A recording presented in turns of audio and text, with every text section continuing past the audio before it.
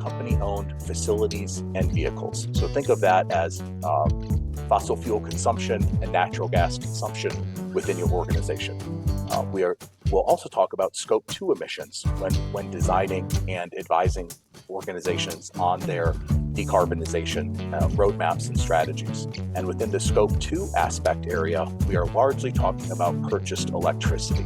And finally, last but not least, Scope 3 emissions, which account for roughly 8 to 10 times the size of the sum of all Scope 1 and Scope 2 emissions for an organization. And there we're talking about both the upstream supplier aspect and downstream use cases or end-of-life aspects associated with your products, goods, services, or use, again, of your company's products.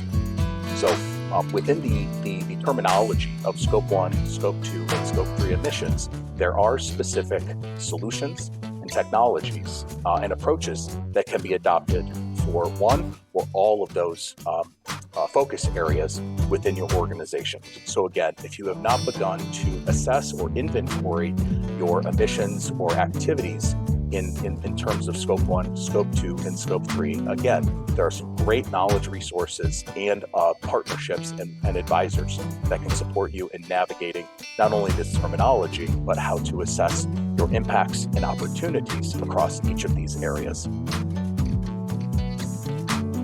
Again, the nexus around energy and sustainability is very strong, and many, if not most, organizations that have begun or are well down the path in their decarbonization journeys have had a very strong focus on energy and how energy plays a truly central role in advancing your sustainability objectives. Of course, it is not the only focus area that companies take, but it is one of the first, and it is one of the largest ways and levers that organizations can access to advance and mitigate impact and to improve performance, and that can also have real economic benefits to organizations.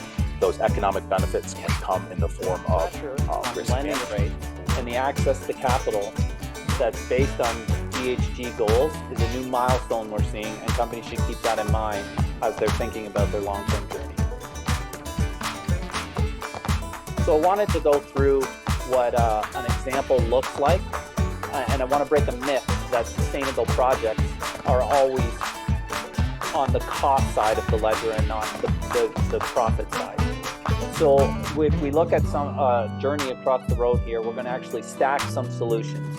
And as you see when we go through this, when you stack the solutions, we're going to see comprehensive additional benefits that goes along by intertwining your sustainability goals and your solutions to achieve a better financial outcome. So these three slides may look a little bit confusing, but I'll walk through them slowly.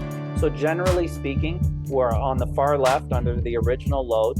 You're looking at a load profile over the day of an atypical industry site.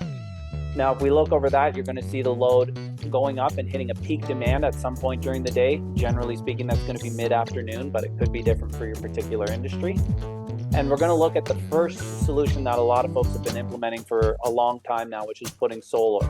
So when we look at the load with solar, which is the middle slide, you'll see that during the day when the sun is shining, you're going to see a reduction in that load.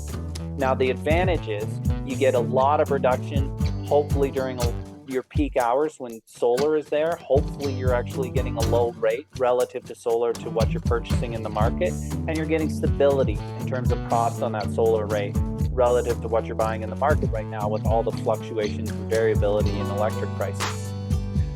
Now, when we look to actually combine that solution and add it in with a storage device, so putting solar combined with storage, we really start to see flexibility with sustainable solutions. So the problem with solar on its own is it's going to operate when the sun is shining. It's not going to operate when it's not. You don't have any control over that.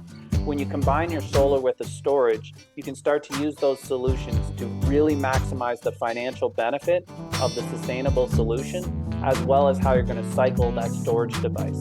So you'll see in the far right screen, the load with solar and storage. You're going to see the battery utilizing to actually help lower the demand on the tail ends of your